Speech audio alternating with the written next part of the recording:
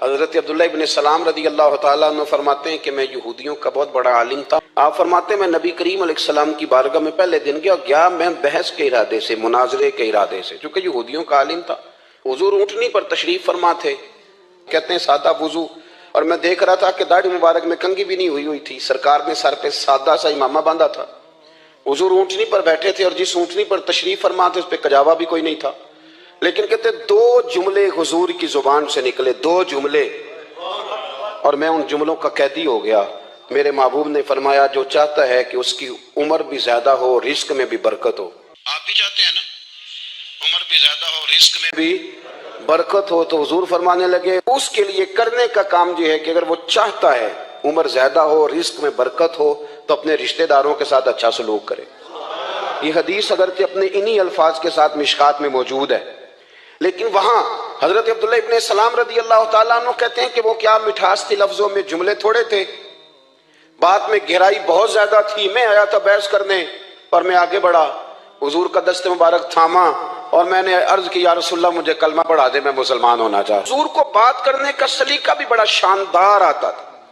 حضرت عائشہ صدیقہ رضی اللہ تعالیٰ عنہ فرماتی ہیں کہ نبی کریم صلی اللہ علیہ وسلم جب بات کرتے تھے تو اتنی دھیمی کرتے تھے، اتنی دھیرے میں کرتے تھے۔ جناب عائشہ صدیقہ کہتی ہیں ٹھہر ٹھہر کے بات کرتے، آہستہ، اور یہ لفظ آپ کو یاد رکھنا ہے۔ سیدہ عائشہ صدیقہ کہتی ہیں جب حضور گفتگو کرتے تھے نا تو اگر ہم نبی پاک کے الفاظ کو گننا چاہتے تھے تو گن بھی سکتے تھے۔ اللہ کے محبوب بات کرتے تو اس بات کے اندر وزن ہوتا، وقار ہوتا۔ سنیں ایک حدیث پاک، حضرت ابو بردہ رضی اللہ تعالیٰ ایک صحابی ہیں، البدایہ والنہایہ میں روایت آپ کو ملے گی۔ وہ کہتا ہے میرا اپنی بیوی سے اختلاف ہو گیا، بیوی سے ناراض تھے تو انہوں نے اب بات شروع کر دی، کہنے لگے یہ بھی کرتی ہے، یہ بھی کرتی ہے، یہ بھی کرتی ہے، یہ بھی غلطی ہے، یہ بھی غلطی ہے، یہ بھی کوتاہی ہے، بڑی باتیں سنائیں۔ اللہ نے کان کتنے دیے اور زبان، اس کا مطلب ہے سنگل بولنا چاہیے اور ڈبل سننا چاہیے۔ آپ جتنا بولتے ہیں اس سے ڈبل سننے کا مزاج بنائیں، کیونکہ کان اللہ نے دو دی اور زبان سنگل بولیں اور ڈبل سنیں۔ حضور سنتے رہے، بلکہ حضرت ابو بردہ رضی اللہ تعالیٰ عنہ کہتے ہیں میرے محبوب نے نا تکیہ منگا لیا، ایک لگا لی، پورا وقت دیا۔ وہ کہتے ہیں جتنا میرے اندر غبار تھا سارا میں نے نکالا اور میں نے ثابت کر دیا کہ میری بیوی میں یہ بھی کمزوری ہے، یہ بھی کمزوری ہے، یہ بھی کمزوری ہے۔ کہتے ہیں جب میں تھک گیا نا باتیں کر کر کے اور باتیں ختم ہو گئیں تو حضور ہلکا سا مسکرائے، پھر پہلی نظر ہی لوٹ لے ماہی تیرے ہار شنگاراں۔ کہتے ہیں حضور ہلکا سا مسکرائے زیر لب اور فرمانے لگے کہ تیری بات ختم ہو گئی ہے تو ایک میں بھی کر لوں۔ تو نبی کریم صلی اللہ تعالیٰ علیہ وسلم فرمانے لگے صرف ایک بات کا جواب دے، صرف ایک، تیرے آگے ہیں یوں دبے لچے فصحا عرب کے بڑے بڑے، کوئی جانے منہ میں زبان نہیں، نہیں بلکہ جسم میں جان نہیں۔ حضور فرمانے لگے یہ بتا کہ تیری بیوی میں ساریاں خامیاں ہی ہیں کہ کوئی خوبی بھی ہے؟ بھائی اتنا جواب دے دے، زیادہ لمبی چوڑی بات نہیں، تیری بیوی میں ساریاں خامیاں ہیں۔ اللہ جو بندے بناتا ہے نا تو ایسا کوئی بندہ رب کریم نے نہیں بنایا جس کے اندر اللہ نے کوئی خوبی نہ رکھی ہو۔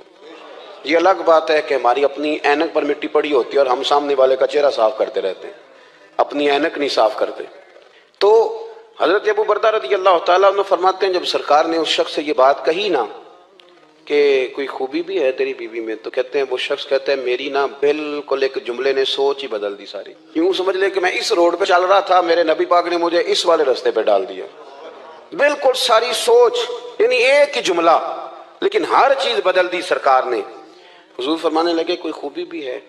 کہتے میں تھوڑی دیر چپ رہا، عرض کی یا رسول اللہ صلی اللہ علیہ وسلم آپ حکم کریں۔ تو حضور فرمانے لگے اپنی بیوی سے کبھی بغض نہ رکھو، اگر تمہیں اس کی خامیاں نظر آئیں تو اس بات پر توجہ کرو جو اس کے اندر خوبی ہو۔ کہتے ہیں میں نے اٹھ کے عرض کی یا رسول اللہ میری بیوی پردے کی بڑی پابند ہے، میری خوابگاہ میں کوئی دوسرا شخص کبھی پیر بھی نہیں رکھ سکتا۔ تو فرمایا جا پھر گھر جا کے بسا، جو سب سے اعلیٰ خوبی تھی وہ تو اللہ نے تیری بیوی کو عطا کی ہوئی ہے، گھر بسا۔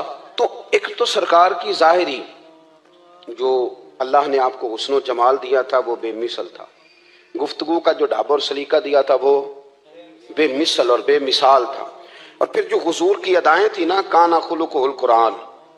حضرت عائشہ صدیقہ کہتی ہیں میرے محبوب کے اخلاق دیکھنے ہو تو قرآن پڑھو، جن اخلاق کا قرآن درس دیتا ہے وہ عملی طور پر سارے مدینے والے محبوب میں پائے جاتے تھے۔ تو سب سے بہترین عادت تھی نا، بہترین ترین عادت وہ اللہ نے میرے رسول کریم کو عطا فرمائے۔